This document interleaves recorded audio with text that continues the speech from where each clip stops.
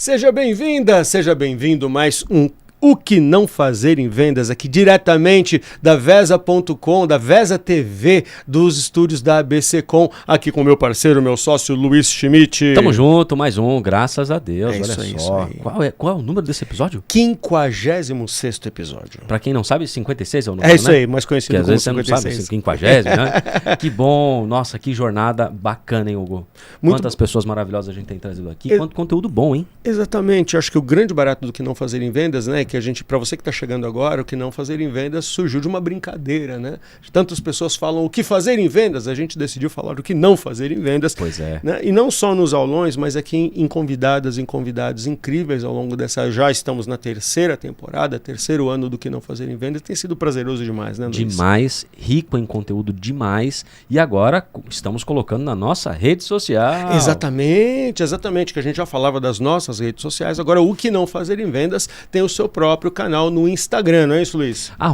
@o que não fazer em vendas. Isso aí. Então, assim, além dos recortes dos novos convidados e convidadas, dos episódios inéditos, lá você pode acompanhar postagens diárias sobre todos, recortes de todos os outros 55 episódios, né? 55 convidados aí que passaram pelo programa, né, Luiz? Eles começavam curtinhos, né? Era Exatamente. Um episódio de 15 minutos, 30 minutos depois, agora episódio de 1 hora com convidados, que passa assim, ó. Voando. Exatamente. A gente tá falando, daqui a pouco a gente vai ter que pedir programa de 2 horas para poder fazer. Mas e para te encontrar algo, como é que é? Vamos lá, para me encontrar você me acha no Instagram, no LinkedIn e no TikTok como Hugo Palestrando. Hugo Palestrando, só procurar ali nas redes que você fala comigo. E contigo, Luiz?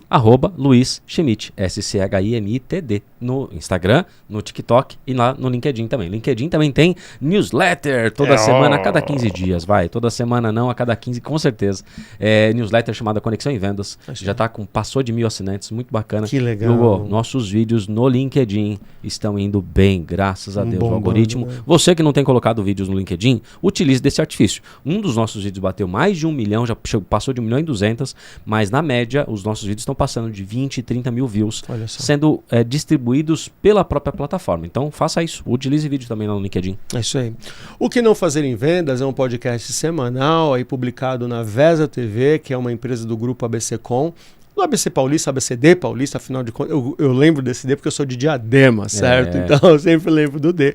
Então, os episódios inéditos são publicados às 21h30 das terças-feiras. Legal, talvez você esteja vendo aí nesse momento. E também são republicados aí ao longo da semana. Você encontra também o Que Não Fazer em Vendas na nossa playlist no YouTube, não é isso, Luiz? Exato.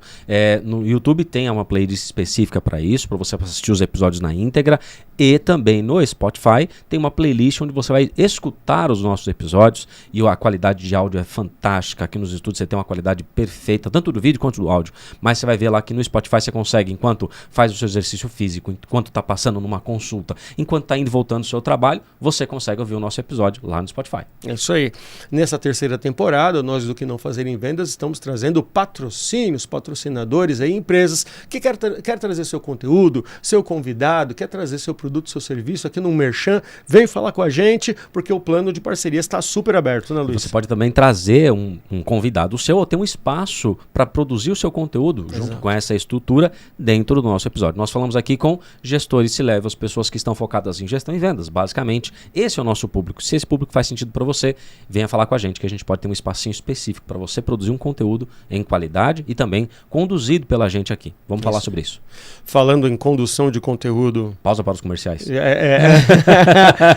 E a gente brinca com essa história, né? Quando você sabe assim, se nós dois estamos desse lado de cá, é porque tem uma pessoa especial do outro lado da mesa, né, Luiz? Olha isso. Só de se ele falar bom dia, você já vai perceber com quem a gente está falando. Exatamente. É uma voz que, como o Hugo falou, remete a não nossa infância, porque ele tem praticamente a nossa idade. Exatamente. Mas remete ao nosso tempo, ao tempo que você já ouviu essa voz em outros momentos. Com certeza absoluta. É um prazer gigante ter essa personalidade com a gente aqui. E eu falo, né, a régua vai subindo. A régua vai subindo. Vai subindo. Hoje, olha, hoje foi olímpico. Né? Agora foi olímpico. Cara... Vou trazer ele aqui, olha só, esse grande amigo, grande convidado aqui, ele é conhecido como a voz do varejo brasileiro, né? Tem dezenas de milhares de comerciais e diversos materiais gravados por ele em empresas como Casas Bahia, Grupo Pão de Açúcar, já foi apresentador do Fala Brasil, Shop Tour. Ele é um dos mais conhecidos, dos mais brilhantes, é especialistas em mercado brasileiro de comunicação, oratório e palestras, é autor de livros também, vamos falar sobre o livro dele daqui a pouco, e é um grande especialista na fala, não só em vendas, mas em todo um processo que constitui o entendimento do que é aquele que fala, que traz a sua fala como potência de vida, né? Ele, olha só, que técnica, eu falei... Antes, então, assim, já indo para os nossos... Eu quero, assim, a gente até gagueja, porque é realmente uma emoção trazer ele aqui, porque é uma pessoa que eu acompanho há muito tempo, tive o prazer de conhecer nos últimos anos, o grande amigo, o grande mestre da fala, Bob Floriano. Muito obrigado, de verdade, pelo convite, Luiz. Hugo, muito obrigado de fazer parte desse trabalho de vocês, que é inédito, que é o não fazer, né? Isso para mim é extremamente disruptivo, né? Todo mundo vem com lição, faça isso, faça aquilo, 10 passos para aquilo, 7 degraus, os 4 pilares, e vocês vêm com o que não fazer em vendas. É isso é o nosso objetivo. Incrível. Obrigado pelo convite. Prazer gigante, prazer enorme. Exatamente. Obrigado por ter aceitado esse convite, né? A gente sabe da tua correria, sabe dos teus trabalhos, né? Para quem acompanha Bob Floriano nas redes sociais, está aqui, está lá, está num encontro, está no outro. Então, obrigado pela tua presença. Obrigado mesmo estar aqui. Para a gente começar aqui de uma forma, né, sucinta, quem é Bob Floriano na fila do pão? Conta um pouco pra gente. Bom, Bob Floriano surgiu somente esse nome, um apelido, em 1980. Porque foi em 80 que eu comecei o meu trabalho profissional na Rádio Cidade. Olha isso. A Rádio Cidade tinha estreado em 1980, em 25 de janeiro. Era totalmente disruptivo o trabalho, né? Porque a comunicação era diferente. A programação era diferente, a parte promocional era diferente. Então, de tudo que se ouvia no FM, tinha uma diferença grande, né? Porque era muito mais automático o rádio FM na década de 70. Quando, em 77, no Rio de Janeiro, a Rádio Cidade estreou, que era propriedade do Jornal do Brasil, veio com o modelo de rádio americana, o DJ de rádio, né? Onde ele mesmo operava e falava, conduzia de uma forma diferente. Ele era realmente um comunicador, um entertainer do rádio, diferente do que era o rádio AM ou FM até aquele momento. Em 80 estreou em São Paulo. Eu já tinha essa voz, porque eu herdei do meu pai, da família do meu pai, porque meu pai tinha essa voz, meus tios, meu avô, era todo mundo com voz cavernosa. Né? E eu herdei geneticamente essa voz. De 16 para 17, aí da adolescência começou a mudar. E a voz começa a ficar uma voz de caverna. E aí você começa a ouvir comentários positivos. Nossa, que voz bonita, porque você não trabalha com isso. E você começa a falar, peraí, isso aí até que é legal. Porque o meu destino era a arquitetura. Mas olha só. Tanto é que entrei na Faculdade de Arquitetura, fiz 1 ano de artes plásticas, primeiro na FAP, depois eu fiz arquitetura na Belas Artes, aí depois eu fiz jornalismo, porque eu já estava trabalhando com isso. Então, em 1980, a Rádio Cidade estreou, foi um sucesso absurdo pela programação, pela turma da cidade, que era aquela coisa de, meu amigo, minha amiga, que ninguém usava esse tipo de comunicação no rádio FM. Mais próxima, era muito né? mais automática, que era o caso da Jovem Pan, da Antena 1, da Difusora, que eram as rádios que eram as mais ouvidas e um pouco mais populares. Quando a Rádio Cidade entrou, ela entrou de forma diferente. Ela entrou como sendo personagens, os locutores, fazendo parte de uma turma que convidava o ouvinte a ouvir, a participar. Verdade. Você pede a sua música e desde o primeiro dia estreou às 6 da tarde o sucesso da cidade, as músicas mais pedidas, que na época era liderado esse horário com a Selene Araújo, a primeira locutora de FM que tinha no Brasil. Olha só que interessante. Então foi assim, disruptivo. A Selene vinha da Globo, fazia jornal telejornal na Globo e foi contratada pela Rádio Cidade. Olha só. Então era tudo muito diferente. Eu ouvi que a rádio estava com um teste aberto. Em abril, eu ouvi. Falei, opa, peraí. Partindo para uma coisa muito particular, eu sempre fui muito positivo, muito bem-humorado. Do lado da minha casa, era a casa da minha avó. Tenho um irmão mais velho e uma irmã mais nova. Mas eu adorava ficar o dia inteiro na casa da minha avó. Não tem lugar mais gostoso que casa de vó. Uma delícia. E na casa da minha avó tinha a minha avó, a Maria, que foi uma pessoa que minha avó criou e que ajudou a criar minha mãe e meu tio Joaquim. E ajudou a criar nós três, os 3 filhos da minha mãe. E a gente morando do lado. Então eu passei a minha infância e começo da adolescência com a minha avó, que era muito gostoso. E com meu tio Joaquim, que me ensinou muito de comunicação. Por incrível que pareça, sem ter essa intencionalidade, e eu sem, quando criança, pensar, não, vou ser locutor de rádio, mas não passava de jeito nenhum. Aí a minha educação com meu pai era uma coisa muito rígida, e o trabalho de locutor, de artista, jamais passava pela cabeça dele. Jamais. Então, aquilo para mim não era um sonho. Estava muito longe de ser um sonho sequer. E fomos.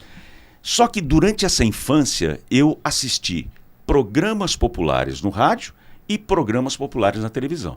Só tinha TV preto e branco. Sim. Eu estou falando de década de 60 e 70. Então você tinha poucos canais de TV e rádio era só AM. Nem o FM nem existia. Começou a existir no final dos anos 70. O mais interessante, aliás, do meio dos anos 70 para frente, né? Que tinha rádio bem elevador só, né? Uma rádio escala FM. Aquela coisa totalmente quadrada, né? E aí, o que eu aprendi com meu tio Joaquim em comunicação, por ele gostar muito do rádio e da TV, eram os programas populares. Então eu assistia Silvio Santos no domingo, Bolinha, Chacrinha. Bolinha. No rádio, o Trabuco com Vicente Leporassi na Rádio Bandeirantes, os programas populares que tinham em rádio. Então era muito interessante tudo isso. Fica guardado no teu inconsciente todo esse trabalho. No momento que eu fui lá para fazer o teste da Rádio Cidade, eu adotei um pensamento que eu tinha herdado da minha avó, da Maria, do Joaquim. Eu posso, eu quero, eu consigo porque eu mereço. Olha isso. Essa sequência de pensamento te fortalece muito. Tua autoestima, teu autoconhecimento. Só que tudo aquilo é empírico. Não é uma coisa intencional. Mas você vai ganhando com a experiência, com o convívio dessas pessoas tão amáveis. A minha avó era um amor de pessoa. A Maria nem se fala. Então, tem uma passagem muito interessante. A Maria gostava de fazer biscoito de polvilho. Bom, que é uma delícia. Então, você que está ouvindo, você que está nos assistindo agora, pensa num biscoito de polvilho feito em casa, numa tarde fria, e aquela cozinha quente por causa do forno. Aí ela tirava o biscoito e entregava com a mão espalmada. Você consegue perceber a representação de você receber algo onde a pessoa não está de mão fechada, ela está de mão aberta? Aquilo vai entrando na tua criação, né? De como ser servidor. E você servir o outro sempre. Isso fez total diferença na minha vida. E aí, contando isso, eu fiz o teste da Rádio Cidade. Passei no primeiro. Lembrando que foram 140 candidatos. Olha. Peneira para 100. Passei no segundo. Peneira para 6. Caraca. Aí eu passei como segundo nesse último teste. E ficou o Flávio como primeiro, já entrou no ar. Precisava de um folgador ali, que era quem fazia a folga dos titulares da semana toda. Então chegava o final de semana, o titular folgava um dia e o folgador fazia 3 horários no fim de semana. O Flávio entrou e eu fiquei só de stand-by. Ia para a rádio quase todo dia, escondido, e treinava de madrugada, escondido, do meu pai, porque a rádio só ficava ao vivo até 2 da manhã e voltava às 6 da manhã. Nesse período de 4 horas, era o período que eu podia treinar. Olha isso. E fui treinando. Até que um dia, um dos folgadores falou, não quero mais, estou indo embora. Falei, opa, meu lugar. Estreiei em outubro de 1980. E aí comecei a fazer parte da turma da cidade. e colocar o meu jeito de apresentar. Agora você fala, bom, mas você não tinha experiência em rádio. Não, nunca tinha entrado no estúdio de rádio. Nunca tinha gravado nada, absolutamente nada, e aprendi tudo nesse período. Entre abril e outubro, com um grande mestre, o coordenador da rádio chamado Carlos Townsend, que foi o cara que implantou em 77 no Rio de Janeiro e implantou em 80 em São Paulo. Mestre dos mestres em comunicação. Um cara que tinha morado nos Estados Unidos, o cara que tinha uma experiência enorme e foi ensinando. E o convívio com a turma da cidade, você vai aprendendo. E tecnicamente, você pega rápido. Como mixar música, você já tinha esse conhecimento. Eu já tinha esse conhecimento. De inglês, de música, de conhecer as coisas. Então foi muito mais fácil para estrear. Não era tão cru assim. E a vontade, né? Sim. O tamanho da sua vontade é o que concretiza teu sonho. Sim. Então isso é muito importante. Estreiei na rádio, passado 1 ano e pouco, saiu mais uma pessoa, debandou para outras emissoras, eu passei a ser titular e comecei a fazer o horário das 6 às 10 da manhã. Então foi uma carreira de 10 anos dentro da Rádio Cidade, onde todo dia era um aprendizado. E o que eu mais gosto desta área de comunicação é que você não tem rotina. É verdade. Todo dia é diferente, todo dia é música diferente, todo dia é ouvinte diferente. Então a experiência do rádio, ela é fantástica. Dinâmica, né? A partir do rádio, fiz o Shop Tour, eu fui locutor de chamada da Record, eu fui locutor de chamada de vários canais a cabo, como a E! Entertainment Television, como Eurochannel. Eu era a voz padrão durante... Eurochannel foram 8 anos sendo a voz padrão. A E! Entertainment também mais 8 anos. Então você vai crescendo. Aí, estando dentro da Record, me chamaram para fazer telejornal. Aí fiz telejornal na Record, 91, 92. Eu fazia Shop Tour, tive que parar, porque não misturava as duas coisas, né? Fiz o jornal da Record, edição São Paulo, às 7 da noite, e depois às 11 da noite, sozinho, fazendo o jornal segunda edição. Passado um tempo, saí da Record, fui fazer outras coisas, fiz Pão de Açúcar, me chamaram para fazer o Fala Brasil na Rede Record. Brasil. Isso foi em 99.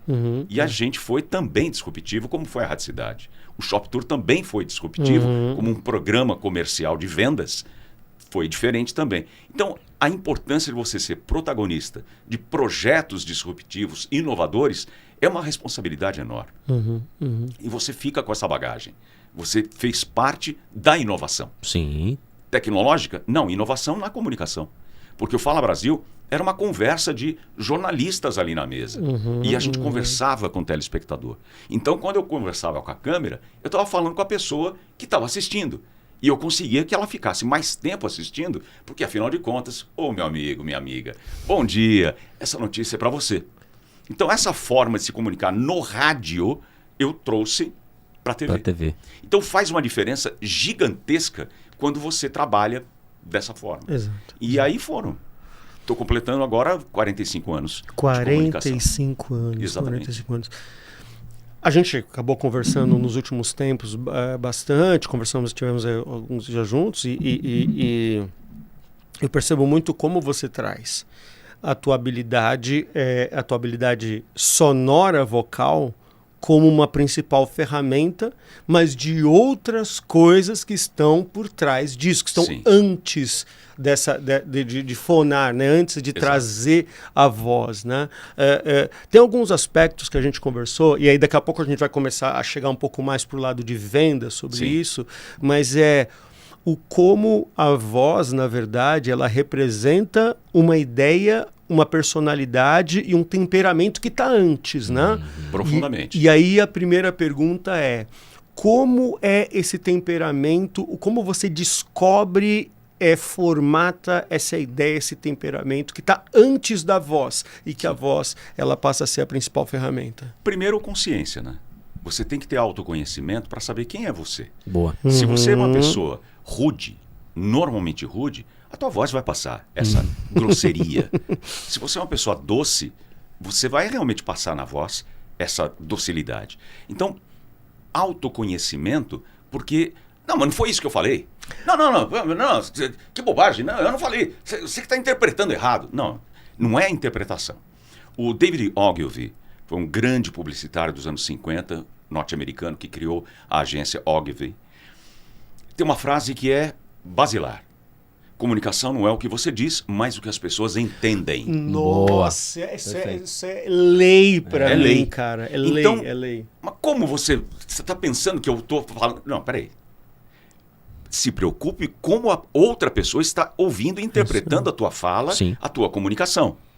Então, se você tem essa preocupação e você é uma pessoa rude, normalmente é meio grosseira, se eu quero conquistar uma pessoa, essa grosseria eu não posso passar na minha comunicação. É isso aí. Então, é muito importante você ter autoconhecimento para não ser mal interpretado. Excelente. Eu fui muito mal interpretado. Sério? Eu diria. Mas não, eu fui bem interpretado. Porque realmente eu não estava fazendo da forma certa. Então eu criei algumas cenas ruins que a pessoa interpretou. Sim, aconteceu.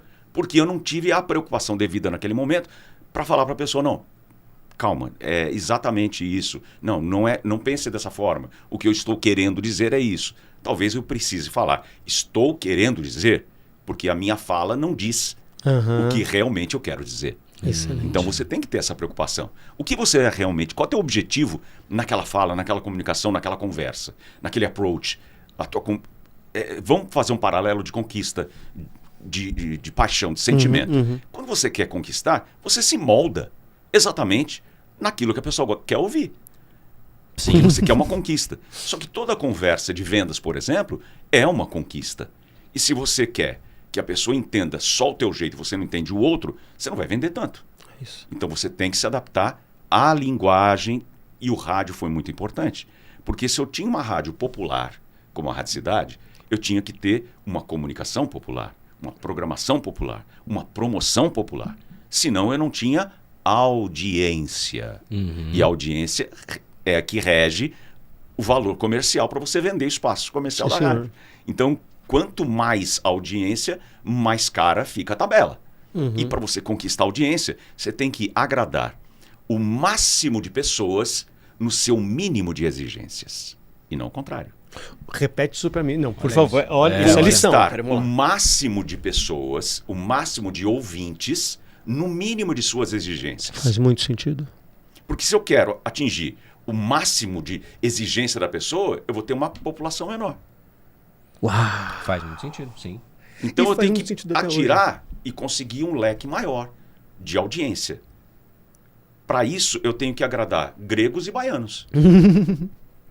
E para agradar gregos e baianos, eu tenho que ter uma linguagem mais universal. Eu tenho que não tendencionar para um lado ou para o outro. Eu tenho que caminhar um pouco mais para o centro, isso absolutamente fora da política, caminhar mais para o centro, onde estou agradando todos, no mínimo. No mínimo. E desagradando o mínimo também. Porque eu não vou conseguir agradar todos. No entanto, quanto mais eu conseguir agradar, no mínimo de exigências, eu vou ter um número maior de ouvintes. Incrível, incrível. Muito bom. Eu quero fazer uma pergunta. Por favor. Você observou que tinha uma característica natural. Era uma característica herdada de família. Agora, disso virar um talento, e desse talento virar uma ferramenta de trabalho que há mais de 40 anos sustenta a tua família e os teus sonhos, como que foi? Num primeiro momento você, através do reforço positivo, as pessoas falaram, você descobriu que aquilo poderia ser um talento. Mas quando você descobriu que era uma ferramenta, quais foram os cuidados, as técnicas, o que você empregou para que isto, que era uma característica, virasse não só um talento, mas agora uma ferramenta de trabalho? Então, quais foram as coisas que você desenvolveu no começo e, claro, quais são os cuidados e as técnicas que você tem para manter essa ferramenta afiada e trabalhando? Tem um termo que é usado, Luiz, que é modelagem. Boa. Então, eu modelei justamente a turma da cidade, que já tinha vasta experiência, gente que já estava com 10 anos na frente do microfone, o coordenador, que era um baita mestre, então você ouvia as pessoas certas. Não ouvir palpite, mas ouvir opinião, ouvir crítica. Palpite não serve para nada. Então, quando você começa a modelar modelos de excelência, Boa. você vai buscando e melhorando cada vez mais. A respiração, a pontuação, como que você entra no ar, o que você fala, que assunto você puxa, como você vai ser, bem ouvido e todo mundo quer ouvir você. Então, ter mais audiência e que as pessoas querendo, puxa, começou o horário dele. Por quê? Porque eu tenho essa simpatia. Essa simpatia você usa na rua todo dia? Não. Não. Mas você tem um ouvinte que precisa ouvir dessa forma. Então você vai modelando o locutor A, o locutor B, o locutor de outra emissora, um locutor comercial, publicitário. Então você tem uma referência de um Ferreira Martins como Tigo 8. Peraí, que é isso, meu? Que é isso? Era a voz do Bamerindos. Então, você tem uma referência, uma modelagem aí para fazer que é super importante. Eu não imito ninguém e não imposto a minha voz. Ela é desse jeito. Agora, com o passar do tempo, você sabe usar ela da melhor forma.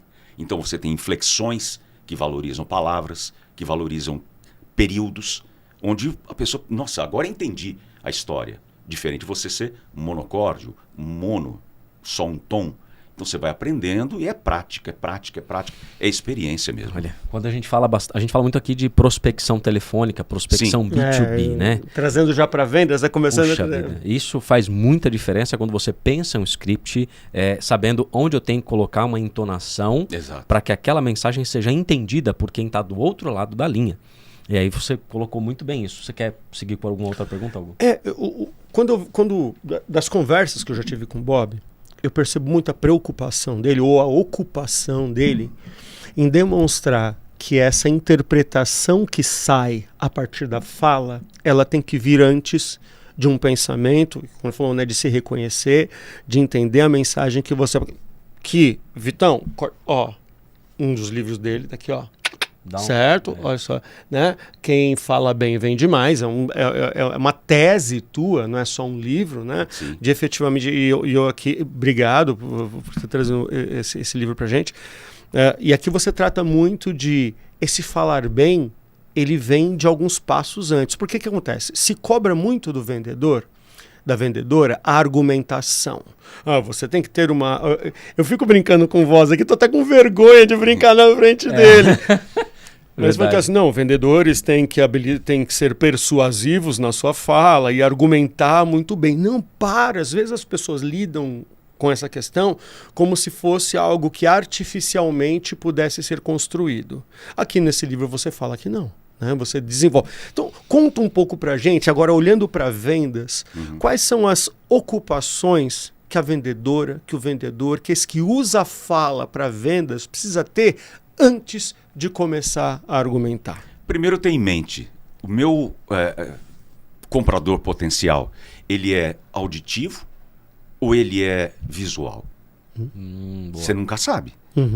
Mas aos primeiros 15 segundos de uma conversa, a pessoa fez uma pergunta, você falou, ela não entendeu, então ela é visual. Porque se ela fosse muito mais auditiva, ela percebe os detalhes e não fica pedindo para repetir. Então, rapidamente, ela faz uma leitura. Essa pessoa, ela é visual. Então, eu vou ter que falar pausadamente. Eu vou pedir para ela imaginar coisas. Pense bem. Porque ela vai ter um quadro na frente dela. Ela está falando com você no telefone, mas está visualizando coisas na mente dela, como se fosse um quadro, de tudo aquilo que você está falando. Então, você tem que ter uma cadência muito bem pensada, para que a pessoa não seja atropelada pela fala. Você vai acionando diferentes pontos do entendimento da pessoa pela tua fala. Exatamente. Olha só. Então, imagine só. Esse produto, ele tem uma qualidade, mas muito superior à concorrência. E eu posso provar para você. Imagine, pense tal coisa. Você está conduzindo a pessoa para aquilo que para ela é mais confortável. Imagens. Agora, se ela é auditiva, você tem que tomar muito cuidado com as palavras, com o tom, com a velocidade, com a inflexão, e você contar uma história para ela, porque ela gosta de ouvir. Então você fala de uma forma que seja muito interessante, porque afinal de contas, você precisa disso. Então subiu, desceu, chegou próximo, afastou, e a pessoa, nossa, que história interessante, que coisa gostosa de ouvir. E aí você vai conquistando até que seus argumentos de venda sejam muito mais potencializados e esse argumento seja irrefutável. Pronto. Agora, as pessoas querem primeiro jogar um produto para vender. Mas não perguntou, você precisa disso? Sim. Sim. Então começa ao contrário. A venda não é mostrar um produto, é indicar que a pessoa tem alguma dificuldade, alguma dor, algum problema e que eu vou solucionar. Eu tenho esse problema? Tem. Mas ele é importante? Muito importante. Veja, se você continua com esse problema, você deixa de ganhar, você poderia estar conquistando. Então, para isso, existe um tratamento. Sério? Tem tratamento? Tem sim. Eu vou mostrar para você como é que é o tratamento e depois eu vou te mostrar qual é o remédio. A pessoa, no começo, nem imaginava que ela precisava daquilo. Então, pense bem, se eu já saio oferecendo e ela não tem aquilo, aquela necessidade na mente naquele momento, ela vai descartar. Eu não quero esse produto. No entanto, se eu falar, quantas vezes você tem ido ao banheiro durante o dia? Mas como assim? Você tem bebido água? Você sabe a importância da água no teu organismo? Você sabe o quanto o teu rim precisa trabalhar mais folgado? Quanto mais água, ele trabalha mais folgado. Então, essa intoxicação que você tem no rim, porque é uma intoxicação, ele vai filtrar. Se você tomar mais água e levantar toda vez para buscar um copo d'água e não deixar ele na mesa, você está fazendo com que o teu corpo trabalhe mais. Puxa, nem tinha pensado. Então, nós temos agora um sistema que alerta você no nosso software que você precisa levantar a cada 34, 35 minutos para o teu corpo responder melhor. O que você acha de baixar agora esse nosso aplicativo? Eu dei uma consciência para ele, que talvez ele não tivesse, atento, e eu não vendi um produto de cara. Eu mostrei uma problemática que para ele, uau, vai ser interessante. Legal. Em vendas B2B, que é muito do tema do nosso programa, a gente sempre fala sobre o fato de que uma venda... Primeiro que você não vende para uma empresa, você vende para um CPF que representa a empresa para a qual você quer vender. Mas, fundamentalmente, a gente está falando de identificadores, identificar necessidades profundas, crônicas, para atender de forma frontal. Então, uma coisa que você trouxe aqui, que é não só o preparo do vendedor, da vendedora, mas especificamente estar em estado presente, né? Exatamente. Estar em estado presente para usar a tua comunicação. E assim, essa questão da comunicação não é o que eu digo. A comunicação é o que você entende. A gente já falou várias... É lei, isso é uma lei. Mas o quanto você percebe que as vendedoras e os vendedores hoje estão preparados para estar nesse estado presente para então usar a comunicação? Falta de consciência. Falta de consciência. Conta mais pra gente um pouco. Porque o que acontece? Para que eu estou fazendo o que eu estou fazendo? Só para tirar pedido, ganhar dinheiro? Peraí, eu não tenho nenhum projeto de vida. Eu não quero... O que eu vou fazer na minha vida? Então, quando você tem consciência, uau, eu tenho uma necessidade de vender mais para ganhar mais, porque eu quero pagar a faculdade do meu filho. Então, teu propósito é pagar a faculdade e ter o filho numa melhor faculdade. Legal. Em função disso, eu vou procurar fazer o melhor atendimento para ter o melhor resultado. Agora, se eu estou só tirando pedido, você vai encontrar gente que não quer teu pedido. Não vai assinar. Então, é a forma como você... Porque na hora que você vai vender, a tua intenção é o teu filho na faculdade. Para isso acontecer, eu tenho que ter uma preocupação, ter uma performance muito boa para o meu propósito. Agora, se eu quero só... Não, eu preciso bater meta. Não, você não vai bater meta. Você vai alcançar um número que vai favorecer você a ganhar um bônus que vai facilitar na compra daquilo que você quer. Então, qual é o produto final? É a tua realização. É isso. E você se realiza quando você vende. E na hora que você vende, se realiza para quem compra. Então, é uma transformação. Primeiro, ser servidor. Quando você não tem isso em mente, você espera que o mundo te sirva, você está na carência. Você está na escassez. Quando é servidor, é riqueza. Ser servidor é riqueza. Porque na forma como você faz, te surpreende porque vem sempre alguém. Cara, eu estava procurando uma pessoa como você. Porque ele estava precisando de uma pessoa que o servisse de algo que ele precisa. E no momento que você serve alguém, esse alguém se sente na obrigação de devolver o que você entregou. Olha isso. Bob, tem alguns episódios a gente já falou sobre isso. E aí eu quero falar para o nosso amigo, para a nossa amiga que está aqui, vamos usar a técnica. Meu amigo, minha amiga, você que está aí do outro lado, nesse recortezinho que vai para a rede social, você é dono, você é dona, saiba que ninguém está trabalhando para enriquecer você. Eles estão trabalhando pelos sonhos deles. E a gente fala isso, Bob, porque tem uma técnica que a gente utiliza nas consultorias de funil dos sonhos.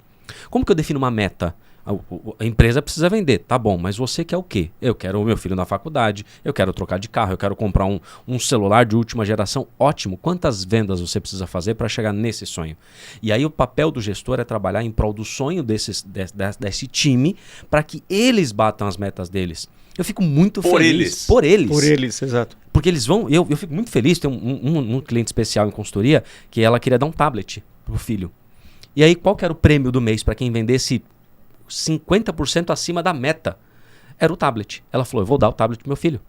E o que ela fez? Ela deu o tablet pro filho dela. Ela trabalhou intencionalmente. Intencionalmente. Não, agora eu vou dar o tablet. Agora ela já está juntando dinheiro pro filho, porque vai se formar. Então tem um dinheiro Da formatura. Da formatura. Cara, isso você vê que o resultado dela, excepcionalmente, é 35%, 40% acima das demais. E olha que as demais também são high level, assim.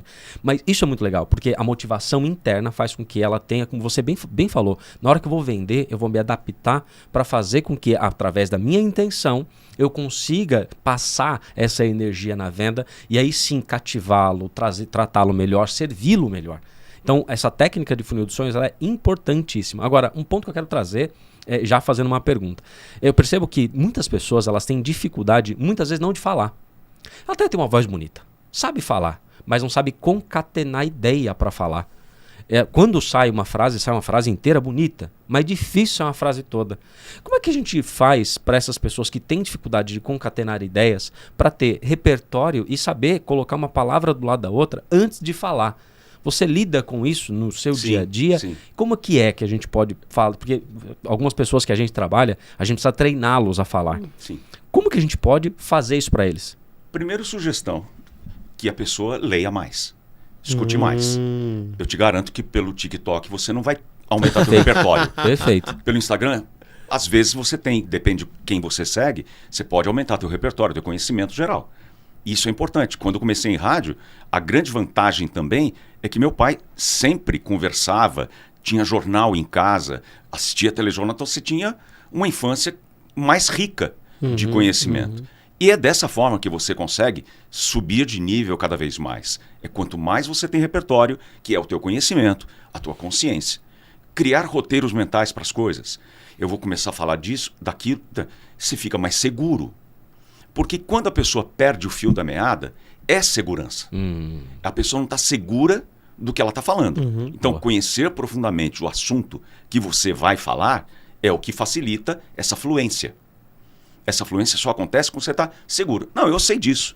Do começo ao fim. Estou tranquilo. Agora, quer nadar num lugar onde você não conhece, você vai ter momentos de muita insegurança. De auto-julgamento e a preocupação do julgamento alheio. E é isso que dá o nervoso, é isso que dá o pânico, é isso que cria... Nossa, com essa pessoa não dá, ela é muito insegura. Não vou contratar, não dá.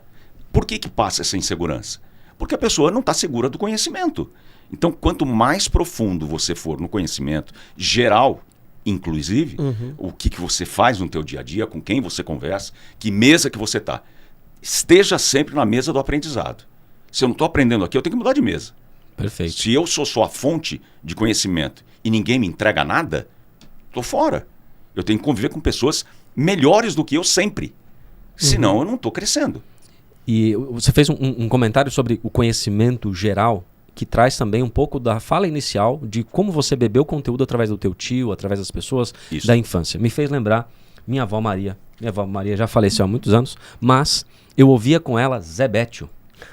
Zé Bétio. Oi, gente! Bom dia, meu amigo, minha amiga. A senhora tá fazendo café, né? É, cafezinho gostoso. E depois, a senhora vai pro tanque hoje? Ih, que coisa chata. Mas precisa, né, minha amiga? Eu estarei aqui contigo, no tanque, na cozinha, no café, qualquer lugar. Pega o seu radinho e leva. Olha isso, olha isso. Que maravilha, cara. Eram histórias. Eli Correia, Zé Bétio. E assim, as histórias da tarde do Eli Correia, se não me engano, que tinha aquela história, que era uma história de 1 hora e pouco, 2 horas, e você vivia aquele momento. Storytelling. Nossa, mas era assim. Tinha uns que dava medo. Minha mãe pedia pra eu ir brincar na rua, porque dava medo. E o que é legal, mesmo o bolinho de polvilho, né? O biscoitinho de polvilho, minha avó também fazia o biscoito de polvilho, só que ela fritava e não ensinou ninguém. Não ensinou ninguém. Então ela se foi. E a família não sabe mais fazer o biscoito de polvilho. O da Maria também Não ensinou. Não sabe. Foi ali, era esse negócio. Mas tudo isso, quando a gente vai numa conversa, trazer, é importante você lembrar o teu histórico, para que isso traga a você uma memória e construção. Então, o que acontece? Nesse caso, no teu pensamento, o varejo para você foi muito natural acontecer. Claro que houveram desafios, mas muito natural, por quê? Porque você sabia o que era ser popular. Isso. As referências populares você já tinha. Sim. Isso na tua infância. E muitas vezes as pessoas negligenciam a infância, negligenciam aquele aprendizado porque elas acham que não vai usar. Mas veja, é importante a gente usar cada ponto do conhecimento geral para nos dar repertório. Esse repertório passa na fala. Exatamente. Muito bacana. Você não é surpreendido ficar mudo porque a pessoa falou uma coisa, você não tem a mínima ideia. Não sei do que se trata? Desculpa, eu talvez esteja desatualizado. Mas o que significa tal coisa? Se você não pergunta e fica mudo, vai bater mais insegurança e você vai passar por bobo. Agora, no momento que eu estou interessado em saber, eu estou subindo de nível. É uma pessoa interessante. Deixa eu conversar mais com ela. Não, isso que eu falei, que você disse que não tem conhecimento, é isso. Obrigado pela informação, isso é muito importante saber. Pronto. Então, amiga, que a Camila Santos, a Camix, ela fala muito sobre, o Camix dela é CX, né, de Customer Experience.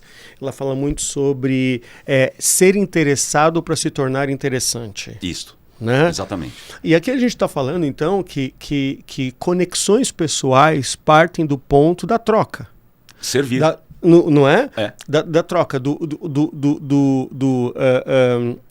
entregar, servir, mas também mais... A intenção é servir. Se vai ter retorno, não é você que comanda. É que você trouxe uma coisa aqui que eu achei absurdamente interessante. Parte da nossa insegurança vem do seguinte, né? Eu tenho que saber tudo.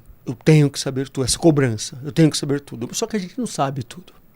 E quando você está trocando com outro ser humano, se colocar também na posição de não sei tudo e não sabendo tudo, também preciso do seu conhecimento, ela é fundamental, né, para estreitar distâncias, né, que é a humildade de ouvir, né? E aí, como é que é isso na vida do vendedor? Também, na tua opinião, nessa relação a partir da comunicação, que é se colocar também, muitas vezes, como aprendiz do seu próprio cliente. Exato. Como faz sentido isso para você? Primeiro que o vendedor não é dono da verdade. Ninguém aqui é. É isso aí. Então, ele está ali para servir, a partir de um produto ou serviço, servir aquele cliente. Então, se ele tem a intenção de servir, ele já abre porta. Mesmo que ele saiba muito menos, que tenha muito menos cultura ou conhecimento geral em relação ao comprador, ele, na atitude dele de servir, ele nunca vai ser cobrado. Então não gera insegurança. Agora, se ele resolve abrir asinha, peito de pombo, eu sou bom nisso, você vai de cara encontrar pessoas que rejeitam esse comportamento. Exatamente. É muito mais fácil você mostrar que você é servidor do que você mostrar que você está mandando e encontra um detrator ali na frente. Uma pessoa que não gosta desse comportamento. E é daí que vem um pouco daí que também vem vamos dizer assim, a falsa interpretação do ser persuasivo num processo de vendas ou num processo de... Porque o persuasivo, muitas vezes, ele se coloca nesse lugar de, como falou, de abrir as asinhas do peito de pombo e sei tudo. E se você não fechar agora, a tabela vai aumentar. É isso aí. Sabe, isso é pressão. Fazer pressão, isso já foi. Eu não quero que você compre de mim porque eu estou pressionando. Eu quero que você compre de mim porque eu vou ajudar você a resolver um problema, trazer uma solução. Eu quero que você progrida com o teu progresso, é o meu progresso. Então, quando você tem a intenção de falar para a pessoa que está comprando, eu estou vendendo, olha, se você comprar, se nós fecharmos aqui, vai ser muito bom para você. E eu vou ficar muito mais contente que eu tenho um cliente que está conseguindo atingir os objetivos. Então, a intencionalidade é servir e passar isso sempre. Agora, se vai voltar essa servidão, sorte sua. E dinheiro vai ser só resultado do teu trabalho. É isso. Como a gente está falando aqui, então muito do que ele está trazendo de novo aqui tá, né? Certo, né? Ele, quem fala bem vende mais. Então, assim, Amazon, certo? Na Amazon. Procura lá na Amazon, quem fala bem vende mais. Mas temos um tema que começa a surgir aí, né, Bob? Que é quem fala bem vive melhor. Sem dúvida. Vive melhor. Sem dúvida. E aí é que trazendo aspectos também da liderança, que a gente fala para o vendedor, mas fala muito para o líder de vendas também. E a gente sabe que num mundo acelerado, digitalizado e intenso como a gente vive, a comunicação ela se torna uma questão cada vez mais fundamental, mas um grande desafio. Olhando por esse aspecto dessa liderança, o porquê quem fala bem vive melhor? Acontece que o falar é uma forma fácil de entender o que é comunicação, a oratória. Então, falar é falar. Ok. Só que a fala em si, além de ser uma troca que você está passando o ar pela laringe, passa na prega vocal e aí o músculo trabalha e sai a voz. É a emissão da voz, a fala. Só que qual é a intenção dessa fala? Qual é o teu pensamento dentro dessa fala? O que você quer com essa fala? O que você quer comunicar para o mundo? Se você tem consciência do que você faz aqui e o que você pretende fazer, qual é o teu objetivo, tua meta de vida, teu propósito, você vai ter uma fala que tem muito mais inputs que vão favorecer você e as pessoas com quem você está falando. Então, se eu tenho a intenção de passar uma mensagem legal, conquistar as pessoas, falar de coisas legais, eu vou ter um monte de argumento e vou ter diferentes formas de falar isso. Eu posso ser contundente, eu posso ser carinhoso. É a forma de falar. Mas o que está por trás disso é a intenção. Eu gostaria de conversar com você para trazer você para fazer parte de um grupo. Então, a minha intenção é que você compartilhe a felicidade que eu estou compartilhando estando nesse grupo. Então, o que eu preciso falar? Para convencer, para convidar, eu tenho que falar de uma forma, usando argumentos. Então, é um conjunto de coisas. E por que vive melhor? Porque a intenção de viver melhor é quando você tem um propósito. Se o propósito, que é o que deveria ser para todo mundo, ser feliz, para que você faz o que você faz? Essa é a pergunta. Eu faço, por exemplo, trabalho. Para que você trabalha? Para quê? Não por quê. Para ganhar dinheiro. Para que ganhar dinheiro? Para pagar as contas. Para que pagar as contas? Porque senão a pessoa começa a ficar sem resposta. Porque ela não definiu para que ela faz o que ela faz. Para que você está casado? Alguém pergunta, para que você está casado? Para ter meus filhos. Para que ter filho? Coloca como primeira resposta para essa primeira pergunta, para ser feliz. Vai mudar totalmente a característica do que você faz. Porque você vai perceber, cara, eu estou fazendo uma coisa que não me faz feliz. Eu preciso repensar. Opa, peraí. Eu começo a dar um caminho para a minha vida muito mais tendencioso a ser feliz, a construir, a fazer coisas pelas pessoas, a servir. Ok. Porque se eu não estou consciente que é para ser feliz, eu estou consumindo coisas tóxicas. Eu estou convivendo com pessoas tóxicas. Eu estou tendo um trabalho que não me traz aquilo que eu sempre quis. Eu estou convivendo com uma pessoa que não soma na minha vida. Então eu vou repensar tudo isso. Se eu tenho em pensamento viver para ser feliz. Propósito de vida. Perfeito. Eu estou aqui na fila de espera. Estou aqui na fila de espera para quem fala bem vive melhor para casais. Quem fala bem educa melhor. Nossa, já tô na fila de espera. Totalmente. Já tô na fila de espera. Eu creio que essa produção vai sair porque o mundo precisa disso. É uma série, não é mais um livro só, é uma série. É uma série. Pode pôr aquela caixinha que vem um monte assim? Isso, box. Já tô esperando. Bob falou, vai. B.O. Já, 1, 2, 3, 4, 5, 6. Vai. Para cada letra um livro. Quem fala bem para cada coisa. É porque é muito importante, eu vejo isso até com os meus filhos, né? Às vezes eu tenho que ser um pouco mais enfático. Mas eu busco usar a comunicação para ele entender, e cada um de um jeito diferente. Ele é muito lógico, e eu tenho que falar a lógica para ele. Olha, não dá para ser assim por causa disso, disso, disso. Não pode? Não, então tá bom. O outro é muito emocional. Então demanda um pouco mais de tempo para trazê-lo para mim. Sempre que eu dou uma bronca, eu volto e falo assim, olha, mas é por causa disso, é assim, assim, assim, você não é desse jeito, para trabalhar com ele de novo essa questão. No casamento já é um outro desafio. Né?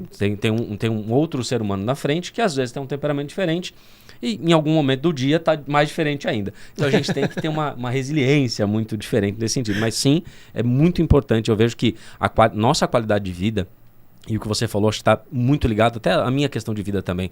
Saber muitas vezes posicionar, colocar limite está ligado à comunicação. Sim. Era aquele negócio, eu não sei o que falar para ele, mas ele está, como você bem falou, sendo tóxico e eu não consigo falar, cara, puxa, não tá legal para mim. Passa pelo autoconhecimento, mas passa também por, em algum momento você vai ter que falar. Você vai ter que, não tá legal.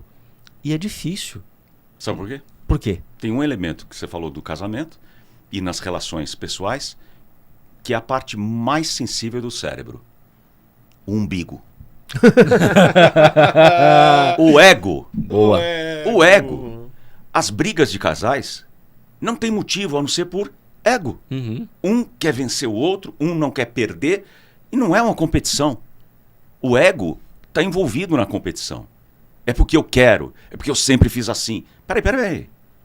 Humanamente, emocionalmente, tá certo ter esse embate se é uma pessoa que convive com você, que te suporta, e você suporta essa pessoa? Tá errado. Então o ego. E nas relações pessoais, puxa, uma relação tóxica. Eu preciso falar para a pessoa que ela é tóxica? Não necessariamente. Talvez ela queira ser tóxica. Então, para isso acontecer, eu preciso pedir autorização para falar. Como assim? Toda conversa, toda mensagem que você quer passar para alguém, que possa surgir uma dúvida, que possa ter relação com o vendedor, por exemplo. Eu preciso falar para o vendedor que ele fez um atendimento muito mais ou menos. E o cliente reclamou. Eu vou falar para ele. Aquele atendimento, meu amigo, foi péssimo. Você está na marca do pênalti agora.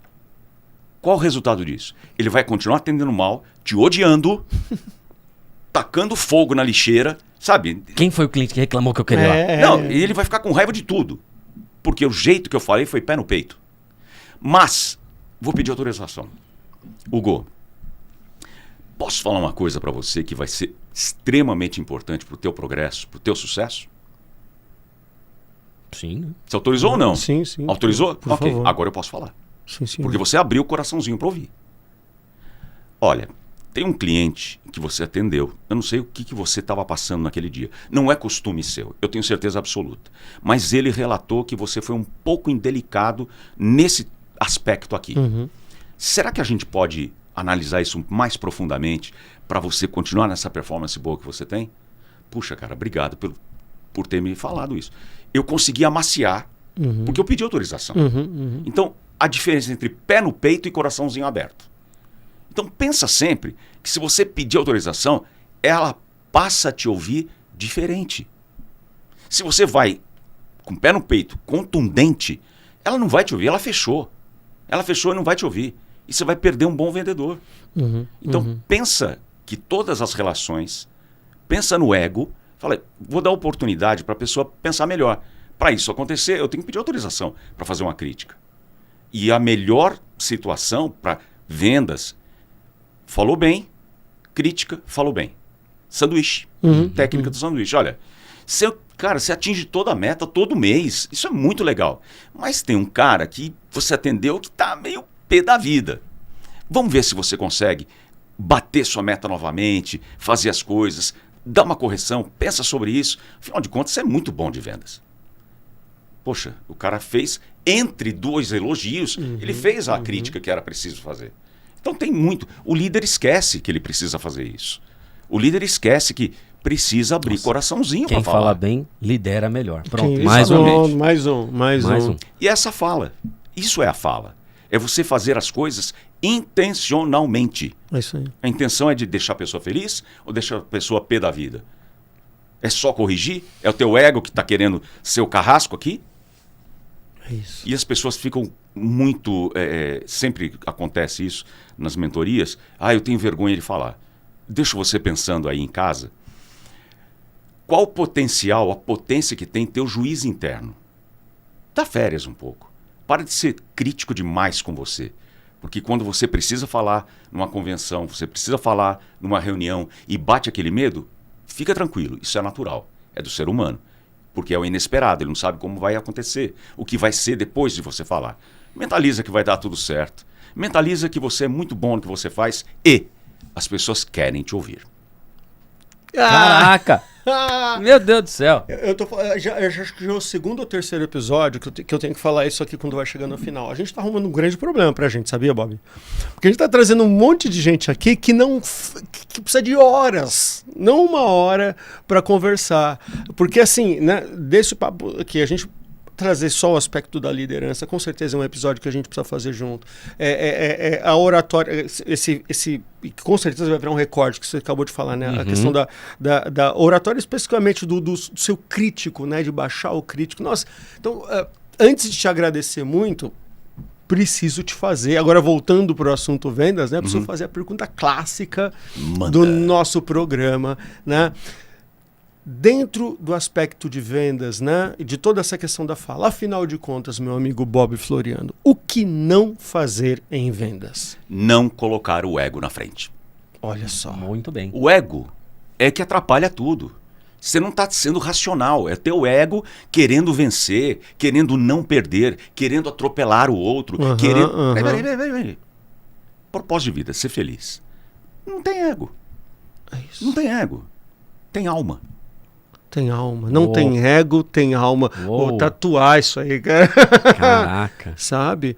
Tem uma banda, eu gosto de rock e tal, tem uma banda que chama Ego Kill Talent. Exatamente. Muito bem, Ego Kill Talent. Na primeira formação deles, sabe o que eles faziam? Era assim, não tinha posição fixa de guitarrista, baixista, baterista. Uma música, um tocava e trocava, e o outro tocava, e o outro vinha cantar. Você sempre vai ter uma sonoridade diferente. E é assim, porque o ego matou o talento. E aí eles não, aqui, entendeu? Eles baixavam o ego para fazer um grande som. Acho porque é o servir, né? É isso que eu ia falar, né? O servir... ele tá meio que na contramão do ego, né? Quem serve melhor reduz o teu ego para atender aquela outra pessoa. Exato. Né? Você é empático com a pessoa para saber, fique no lugar dela, né? Que é a empatia. Mas se você tem ego muito inchado, você nunca vai estar no lugar da pessoa. Você está só no teu lugar. É que você não sabe o que eu tô passando. Aí vira a competição da desgraça. Quem tá mais ferrado, né? É verdade. É incrível. Então fuja dessas pessoas, fuja do convívio, da competição, da desgraça. É que você não sabe o que eu passei. Você vai ter que passar pelo mesmo caminho, né? Meu Deus. Muito bem. Bob, conta pra gente. Onde a gente para ver Bob Floriano? Suas redes sociais, onde é que a gente faz contato com você? No Instagram, no LinkedIn, @Bob Floriano, B-O-B Floriano. Meu site, bobfloriano.com.br, e se quiser falar comigo, acessa o site, tem lá a forma de se comunicar, ou então manda direct pelo Instagram, que é muito mais fácil, né? Boa. E continua sendo a voz de muitos trabalhos importantes, né? Continua sendo sua atividade... Porque no começo nós falamos aí, né?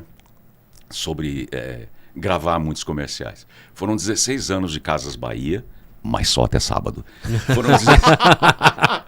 Foram 16 anos de Casas Bahia que eu cheguei na marca aí de aproximadamente 85 mil jobs. Entre carro de som, treinamento, spot de rádio e oferta na TV. Ok.